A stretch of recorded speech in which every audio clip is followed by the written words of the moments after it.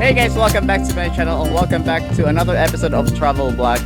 And this is AJTV Video Avenue. Bago tayo mag-umpisa sa ating video ngayon, I would like to thank everyone na nakapag-subscribe na sa aking channel.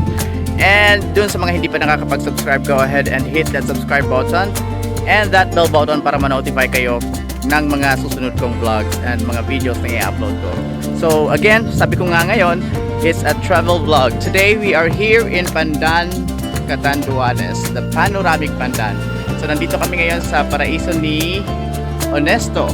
Nandito ako ngayon to shoot a video for a promotional video for the tourism office of Pandan. So ayun, right now I'm doing a time lapse. This will take about 10 seconds na video. So this will mga 30 minutes na time lapse ito. And which will only consume about 5 to 8 seconds on the actual video, on the composed video.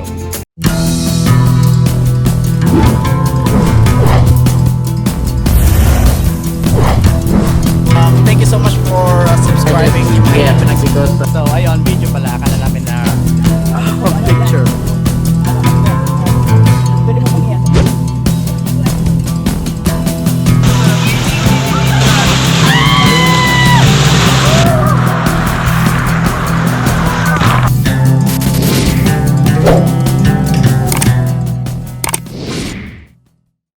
So again guys, nandito kami ngayon sa Hiyop Point sa Paraiso ni Honesto.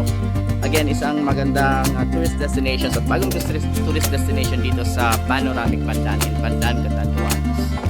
Okay, tatapos lang namin mag-shoot dito and we are going to our next destination. So it will depend dun sa ating tourist guide kung saan naman tayo pupunta. Yesterday, it's a 2-day shoot. It's a 2-day shoot. So yesterday, galing na kami sa Carangyan Beach Resort, sa Tuwad-tuwadan, sa Murao Beach, sa Gagnipa Rolling Hills. So ang dami nga namang magaganda dito sa Catanduanes, sa tourist destinations. So nandito na yung video.